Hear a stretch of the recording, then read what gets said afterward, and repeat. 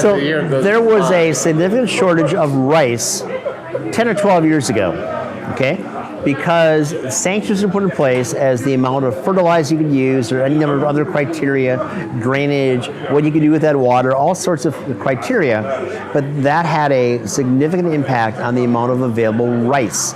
So much of the world really used that as their primary grain for nutrition or sustenance. In either regard, government, yet again, has a tendency, or politics maybe, to determine where we're going to go and what we as a people can and can't do to sustain ourselves and our life. Absolutely. And government has manipulated things, and government has, excuse my language, screwed up some food resources.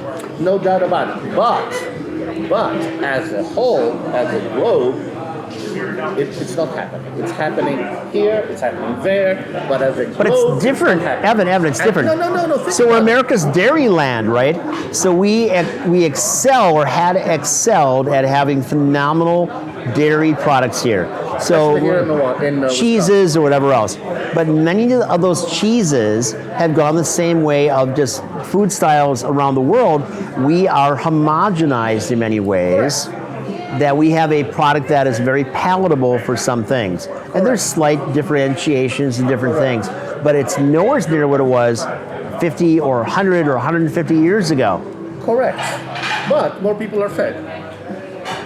Are they? Yes. So is the final analysis just to feed people more pablum? They are. This is facts. Globally, you had X number of people dying from famines 20 years ago. Now you have a fraction of that X. So yes, people are fed. Now they are fed.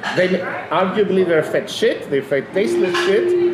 It's more difficult to find good quality stuff. You have to pay more for the good quality stuff. You have to come in shakers to find good food. But I've just decided what I need to do. As a whole, the world is surviving. I need to come out with a line of stone soups for people. We can package this, and you can have dehydrated water to make this happen. It is.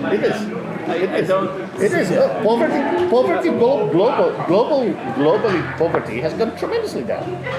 Tremendously. Look at India and the population growth in India and what's happening there. And despite that, there is a vast smaller percentage of people under the poverty line in India than there were 20 years ago. But look at what is happening in our own country in terms of poverty, people that need food, and the homeless situation here. I don't think it's improving. I think it's globally declining. Again, globally. You're taking the most advanced society in the world, which is the United States. Which we have dummied down progressively for 30 years.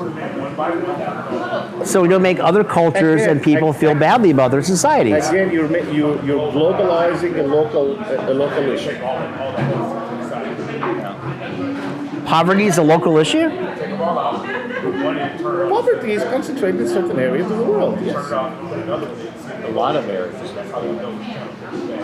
The percentage of poverty globally is a fraction of what it was 10 years ago, and it's a fraction of what it was 20 years ago, and it's a fraction of what it was 50 years ago. So we're talking fractions, and we're still talking about... Because people are getting wealthier. No, we're still talking about a pandemic, and you're talking fractions. Fractions upon fractions, we still have. No, what I'm saying. Oh, of course we have a majority. We have to solve the problem in the world. But what I'm saying is, when today we have 8 billion population, and you have out of the 8 billion population, you have people starving and dying of starvation. There are about 20 million out of the 8 billion. And 50 years ago, the population was 5 billion, and you had 100 million starving. That's what I'm talking about statistics, real numbers here. Okay, so if we have a consensus on something, it might be that those things are boutique-y, like horses, at the level that you have horses, will continue to be an entity. Whereas perhaps it's only 3% of what you might consider for the globe, right?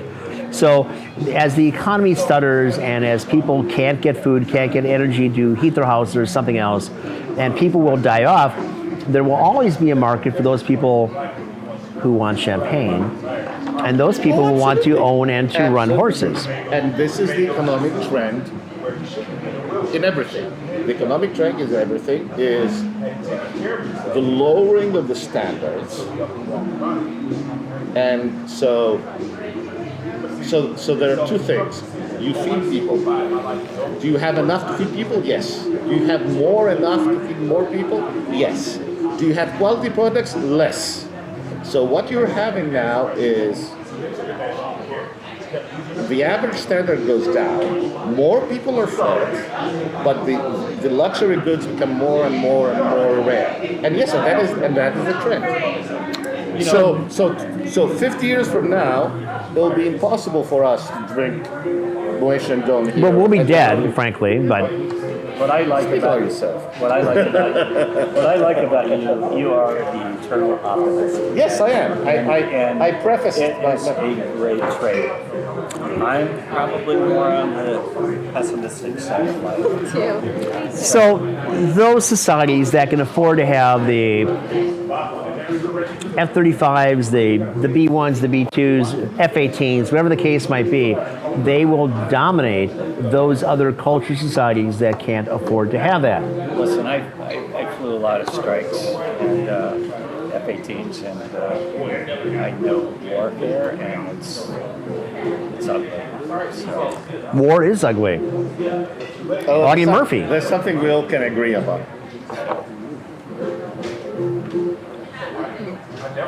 Well, this has been fun, and I like the way that we just like jumped off in other tangents, yet we still have this little, round table kind of thing. It's all about those damn horses, right? Everything. We hit every subject. Well, I look forward to the next one. We're back in 2 weeks, I believe. So I thank you very much for being here, Rick, Evan, of course, always. Emma, I hope you had fun with this one, and maybe we'll get you back for something else in the future. So cheers to each of you for being here. Thank you, Bob. And very importantly, for those of you that took the time out of your lives to tune in to watch us, I do appreciate that. Any questions, please, shakersmilwaukee@gmail.com. Hit me up. I'll be happy to address all your concerns. Best to you. Be good to yourselves and your families. And